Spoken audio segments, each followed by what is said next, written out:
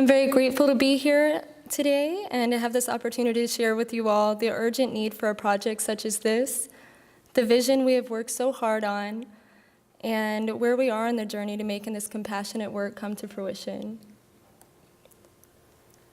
Evgenia has done a great job in touching on the commercialization of ayahuasca, the appeal for Westerners, and some of its consequences for the indigenous peoples. I will now focus on the consequences for Westerners in the wake of this sort of commercialization. The fairly recent reemergence of ayahuasca research has shown great promise for its use as an adjunct to psychotherapy. As transpersonal psychology is gaining support, there is a growing recognition of the importance of the body, mind, and spirit in healing various illnesses. Ayahuasca may be able to heal this way holistically, with the oft missing spiritual component addressed through this ancient medicine. There is an expanding awareness or opinion that ayahuasca has this ability to heal, as well as to share much ancient wisdom with all of humanity. As the awareness of the value of ayahuasca has grown, dozens of ayahuasca treatment centers have opened, mostly based in Peru. Some centers have advertised ayahuasca as a panacea, with abilities to quickly cure a wide range of illnesses, such as anxiety, depression, cancer, post-traumatic stress disorder, Parkinson's disease, and addiction, to name a few. This is attracting people from a wide variety of backgrounds for treatment. While research thus far has highlighted ayahuasca's potential to heal past trauma and addiction, it is clear that, as with any psychedelic therapy, there must be some structure in place to help protect the patient's psyche, as more harm can be done in the absence of culturally appropriate therapeutic protocols. The traditions and techniques of mestizo and indigenous shamanic healing, while an appropriate container for patients in those cultures, fall short of the longer-term needs of North American travelers, such as revisiting and opening up past traumas without working through them fully. This need really hit home for myself when a social worker found me. He was in need of direction after visiting an ayahuasca retreat for help.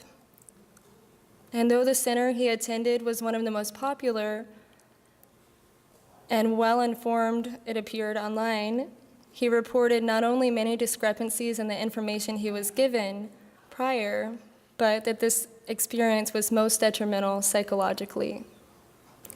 He had never taken any psychedelic prior and bravely went down in hopes of curing anxiety, only to find that there was no true therapy, at least as he'd expected,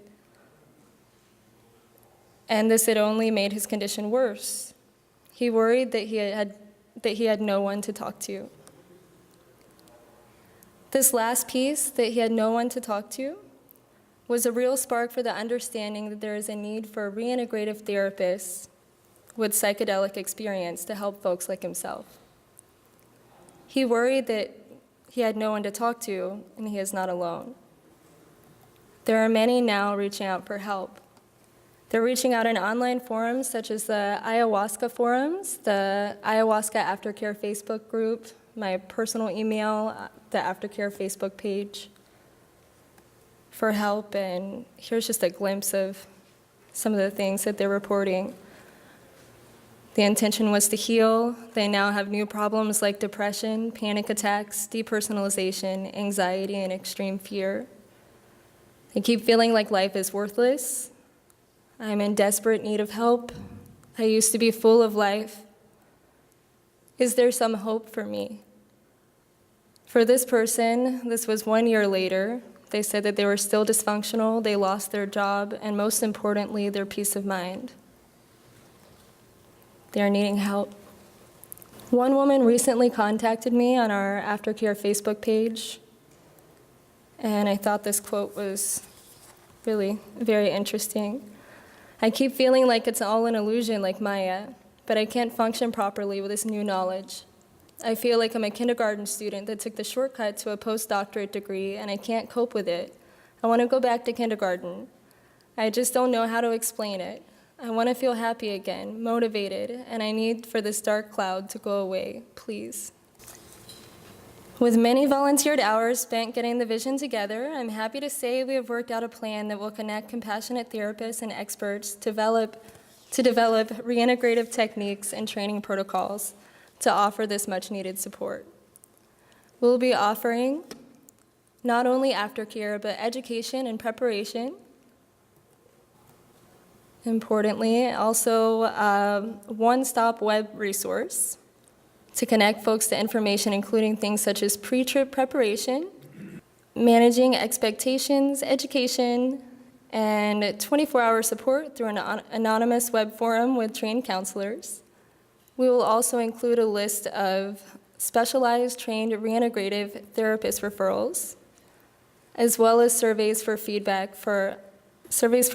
on outcomes and techniques to continue improving on the model. We see this not only as a wonderful way to help those reaching out, but also as a unique learning experience for the developing field of psychedelic psychotherapy and reintegrative treatment techniques. So this is our team here. I'd like to introduce you to our board of advisors. We have Ingmar Gorman of MAPS and the Continuing Care Project in New York. Sarah also a MAPS therapist and harm reduction coordinator, and working with the Zindo project, which is for harm reduction. Zania Gelfand of MAPS, and Lynn Van Nostrand, a harm reduction specialist. Also my partner, Jonathan Thompson.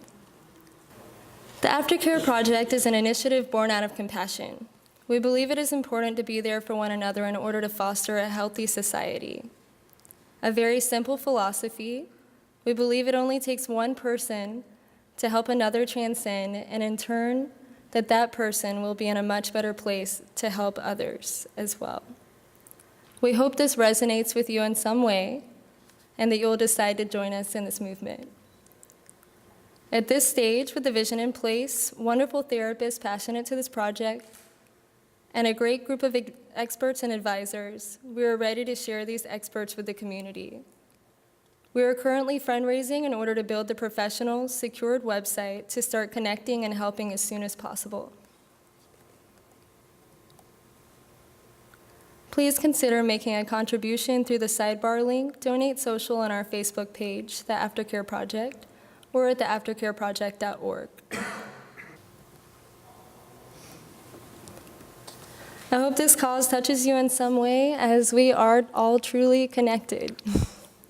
Thank you.